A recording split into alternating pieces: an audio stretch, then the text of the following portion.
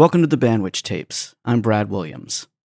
My guests today are Jesse and Noah Bellamy, the Nashville-based duo carrying on a rich family tradition while carving out a musical identity that's entirely their own. Their latest album, The Sunshine Shop, is a beautifully crafted record that blends classic country influences with modern songwriting, outstanding vocal harmonies, and the unmistakable sound of a band that spent years making music together. In this conversation, we talk about recording with their touring band, the unique connection that comes from singing with your sibling, and the artists who shape their musical vocabulary, from Charlie Rich and Jerry Lee Lewis to the Louvin Brothers and the Everly Brothers. We also discuss how Nashville has changed since they arrived, what it's like building a career with the Bellamy name, their collaborations with Tess Frizzell and Riders in the Sky, and whether they've reached a point where following the songs matters more than following the music business. Here's my conversation with Jesse and Noah Bellamy.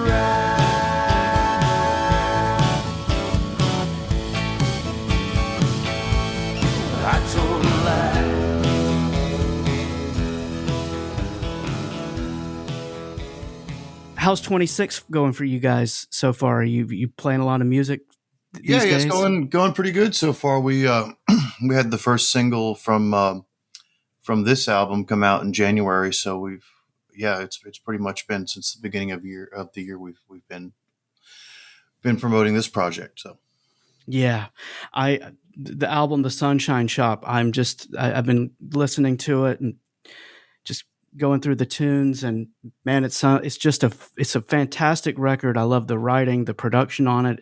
It has such a nice, polished but great live feel to it, which I really enjoy.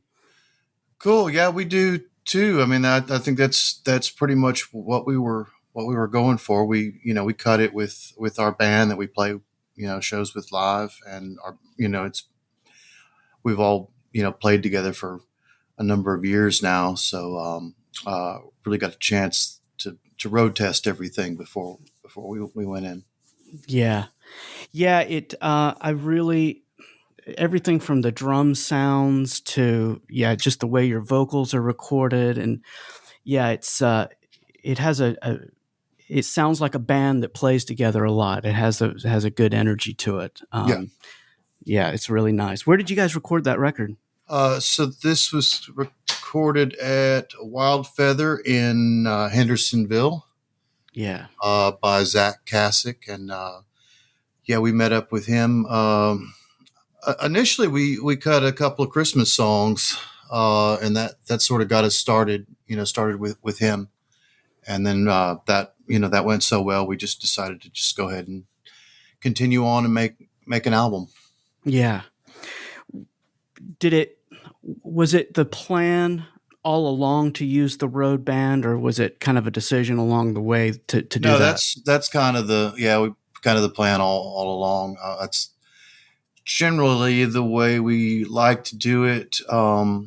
It took us a long time to find, the right studio situation that where somebody could just go in and capture that instead of messing with it too much. Yeah. Yeah. One of the things I'm struck with listening to you guys is that, we love to talk about and think about, at least I do, family harmony. I grew up in a great musical family with amazing singers and always loved singing with everyone. And there's just kind of this unsaid, unwritten thing that family members just seem to connect with each other on a genetic level, knowing how to sing together. Is that just an instinctual thing with you guys? Is it something you work on very much, or what's been that process? It's a little both. I think it's pretty Yeah, it's a little instinctual.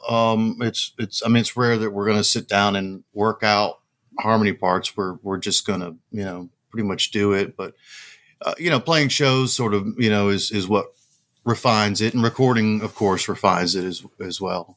Yeah. Yeah, it's I've down to the phrasing and everything that I'm hearing on when you guys sing together. It you both have your own musical identities, but there seems to be kind of you're almost like a vocal extension of each other when you sing, which I really appreciate. Yeah, sure. Well, it's definitely in that tradition that of country music with the Louvin Brothers and the Everly Brothers and the Bellamy Brothers. Yeah. It's just part of it's part of the greater tradition of country music, and hopefully we bring our spin to it and are sort of preserving it for a little while longer. Yeah, absolutely. When I was growing up, my dad was such a big influence on me as what I listened to musically. But at a certain point in my life, I felt like and maybe all teenagers did this at some point. I wanted to go in the complete opposite direction of that. How much of your musical journey felt like leaning into what you were hearing your family do versus what you felt like kind of that rebellious thing? Where were you? How did you navigate through all of that? Yeah, we definitely had sort of the influence growing. It wasn't kind of like just our dad's music. It was kind of everybody around us, our grandparents, especially. I mean, that's kind of where we got into kind of old school country things, and then our dad actually kind of brought more kind of rock influences in, just sort of being sort of the boomer age and of the rock and roll era. So that's where we got sort of those Beatles and Stones and the Who and those kinds of influences, and then yeah, of course, teenage years was late '90s, early 2000s. The alternative thing was happening. And then, growing up in the '80s, all of that '80s music that you couldn't escape. Yeah. Yeah. Phil Collins. Yeah. Yeah. That's right. For better, for worse, that couldn't escape it. Right. Yeah, that's exactly right. What kind of old school traditional country music do you guys still gravitate towards as listeners? I've been on like a Charlie Rich kick here for like the last year. Charlie Rich, Jerry Lee Lewis's country record. I mean, his rock records as well, but in particular his country records. Still listen to a lot of Elvis. Marty Robbins, and, Don Williams. It's a wonderful list. I agree. And what I take from that list too is it's country music, but it's kind of like soul adjacent. You know what I mean? There's a lot of soul singing and with those artists. Think, yeah, especially Charlie Rich, Jerry Lee, Conway Twitty's another one that didn't get mentioned. Yeah, I like that. Yeah, that spot where country and soul and gospel and everything just just meets. Yeah. Have you ever heard that Jerry Lee live? There's a Jerry Lee live album that he recorded in Germany with. It's like at a school dance or something. It is the craziest thing.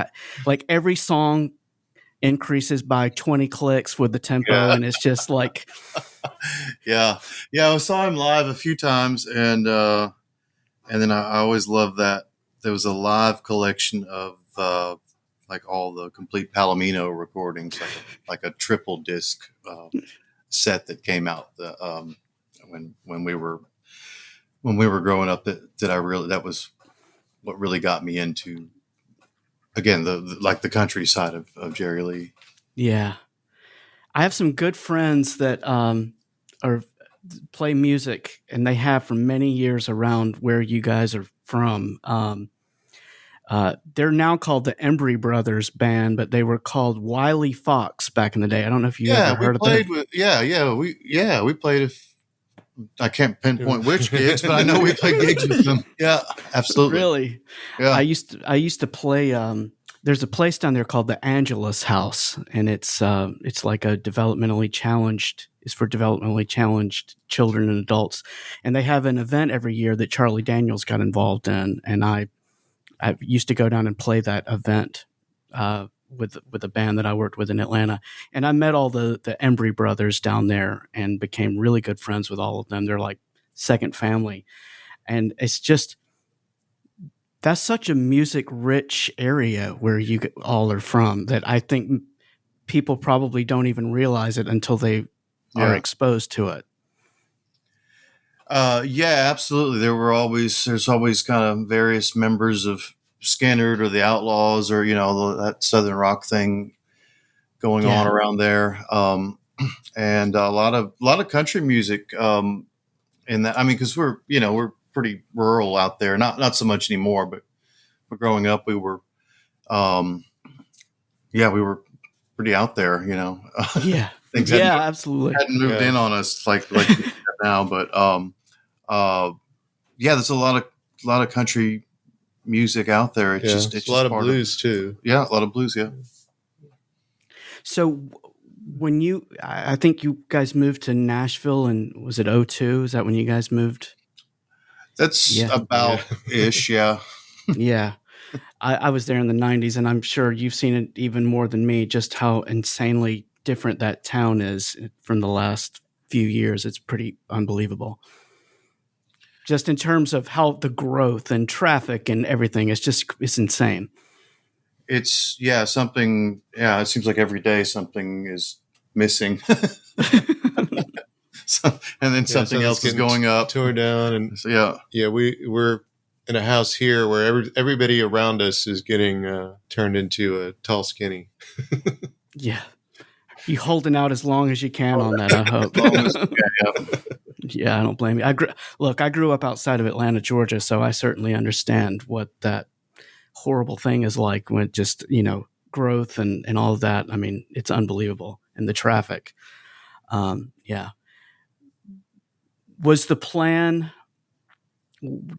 did you guys kind of have a plan when you guys went out there? Were you going to, did you just say, hell with it, we're going, let's do it? If we did have a plan, it's long gone now. Yeah, changed several times.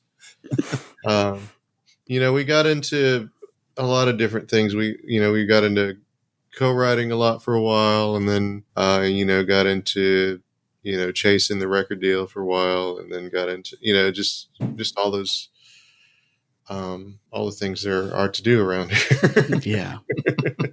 Yeah. Did you feel any sense of pressure or responsibility having the last name that you do, showing up in Nashville, that people were expecting something from you?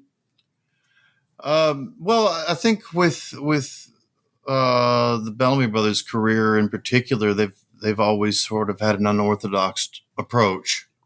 So we, we're maybe expected to be a little more unorthodox, Yeah. So it's, not so much pressure on that end, more pressure to, again, like Noah was saying, chase the deal, or whatever. But that's, again, that's all fallen off, and now we just are in a spot where we can kind of do what we want. I do think that, that has given a lot of artists some flexibility to kind of do what the hell they want now, which I think is pretty nice. Yeah. It's great. I love the tune on the album with Tess Frizzell. I could not. I started listening to it without even looking at the name, and immediately thought, "Wow, that really sounds like Shelley West singing right there." And then I opened it up, and I was like, "Holy crap! Okay, there you go." That's cool. Yeah. How did you? How long have you guys known Tess, and how did that wind up a couple of years during CMA Fest? Every year there's a next generation of country show that happens. So a bunch of country music nepo babies all get together and do a show. And it's a big thing for the fan base too. I mean, it's it happens during CMA Fest, and it's so 180 from what's happening like downtown and the stadium and everything. It's just this kind of old like fanfare crowd that we play for, and so we met Tess during that, and then obviously we're fans of Shelley and Dottie and the whole Frizzell family. So it was cool. It was like, well, she knows what to bring to this. So yeah, she does. Yeah, it's such a great song, and just how that works, how Tess works with you guys. It's really special, man. I really like it. How about the collaboration? The other name I saw on there that I was really surprised and happy to see was the collaboration with Riders in the Sky. That had to have been quite an honor to get to work with a group like that. Oh yeah. Yeah. How did that happen? Well, we had the song cut, and we were just listening back, and we, the idea popped up. Well, we should do cowboy type harmonies, and then from there the idea came. Well, why don't we just see if Riders in the Sky will do it? And then coincidentally we were on a TV show with them about a month later, so we actually got a chance to ask them, and they came in and did it, and it was just one of the funnest days ever in the studio, having those guys in. Yeah, it's really cool. I've always been such a fan of theirs. And did you kind of have a vision on what you wanted them to do on the tune, or did you kind of give them some freedom to do their thing? No, we just wanted them to come be Riders in the Sky, which they had no problem with. Yeah, and they actually did. They did one take. We need to dig it out, but they did one take because we had them play it pretty. They're known for their comedy too, and we had them play it pretty straight on this track. But they did one take where they just did it. Yeah, they're just comedic. They're just riffing over it. And awesome! Yeah, we haven't figured out. We got to release it at some point, like as some sort of exclusive. But yeah, we do have one take where it's a comedy take. So that's awesome. How does your process with each other as writers? How does that work? Do you schedule time to get together and write? Do you? The chuckle says it all to me. But no, I mean, at this point, we just kind of throw each of our songs into like a shared Dropbox, and then like we're wanting to get started on a new album here fairly soon, and we're up to like 50 songs between the two of us to sort of narrow down to somewhere between 10 and 12. But it's rare that we would sit down together and schedule any writing situation. Do you typically each write? Are you much different as writers? Do you kind of the Lennon / McCartney kind of thing? Do you kind of have two different things that work well together? Yeah, but I mean, I think we both do, or we both attempt at least to do a range of things between the two of us, and then it sort of, the songs sort of narrow themselves down to kind of what we sound like with our band, and I think there's a lot of conscious approach to writing it in order to be played by our band, at this point too. It's all we kind of know, everybody's strong suits, and yeah, it's all kind of designed ultimately for the sound of the record. Yeah. I would think. Do you like to go out and play those tunes live with the band for a while before you take them into the studio? We would like to do that more, but it doesn't always. The opportunity to do that doesn't always present itself, because there's, depending on the shows we're doing. If we're doing a show of original stuff, then we're kind of promoting the last stuff still, and we haven't had time to work it in. Yeah. I mean, we did quite a few of the tracks, like basically cold, basically coming in and showing it to the band. We'll make demos and work tapes and things like that. It kind of give us an idea of just a rough idea of the arrangement and everything. But we did, I'm not sure how many really. We did quite a few that we hadn't really played live.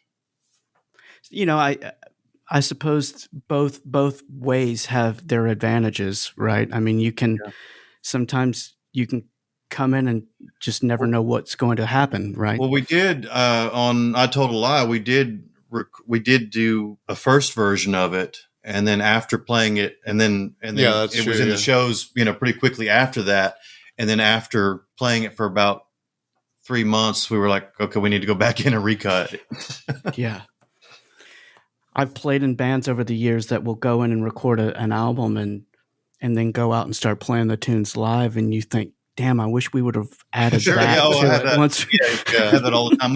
We've got some older songs that are part of the. Well, that's kind of what happened with Line of Rose on this album as well. That's an older song from a previous project for us, and it just developed into a different thing over years of playing it live. So we put it down like that. And there's, a lot of songs in the set that, we'd like to go back and reapproach because they didn't get proper attention the first time around, or didn't get a proper recording, or they just developed into something else. So that'd be nice to do, but there's also a bunch of new ones that we haven't gotten to yet. So, well, I'd like to. We tossed around the idea of maybe cutting a live album at some point, where that would, give a fresh, approach to some of the older things that are already out there. Yeah, I think that would be a great thing. Yeah, I would love to hear that. And watching some videos of you guys live, I like I love what you do, the energy that you bring to live performance. It's and I'll tell you, seeing you live versus hearing your records, I mean, they're more similar to me than they are different, right? And which I really enjoy. Yeah, again, that's the luxury of having the same people that play on the record play the live shows. Yeah. And again, the record's not being much more than sort of capturing what we do live. I mean, for the most part. Yeah. Well, what I know you said that you're hoping to get into the maybe start recording a new album soon. What does the next 6 to 12 months look for you guys? What's on the horizon? Yeah, I'd like to get started on a new album. We're playing some gigs here and there. There's some trips that maybe I don't want. I do want to focus on getting back into the studio. So sort of weighing some of the, just sort of balancing the live shows in the studio. Cause we do want to prioritize that, and just sort of pick up where we left off with this this album. Yeah, absolutely. When you came into the start doing all of this, did you kind of have an idea of how the music business was from being around your family all of those years, or was it like, oh crap, this is a whole different thing than I was expecting? Well, it changed a lot. Changed probably more than it ever has during our tenure. Very true. So yeah, we had I had an idea about what it was and what we were getting into, and it's changed. I mean, because the Bellamy Brothers are still working and actively putting out music, so we're still kind of watching them, and seeing them sort of, navigate through the changes and really kind of come out on on the other end of it, by just kind of doing what they do, and fans appreciate that and still want to hear them do that. So. And then, being in Nashville, you're always watching people's careers for sure. Yeah, absolutely. I remember seeing them years ago. I think the first time I ever saw them live, and I don't know if you've ever seen an artist perform before where you're like, every song you're like, oh yeah, I forgot about that one. Yeah. Oh yeah, I forgot about that one. And I feel like I did that the entire time that they were playing. Like, it is unbelievable, the catalog that group, that duo has. It's unbelievable. Yeah. And they're definitely one of those, get that a lot where somebody comes to show and then all of a sudden they're like, oh yeah. Yeah. These were permeating the airwaves when we were coming up, Absolutely. Yeah. How is, I'm an only child here, so I'm speaking with basically no context at all about this.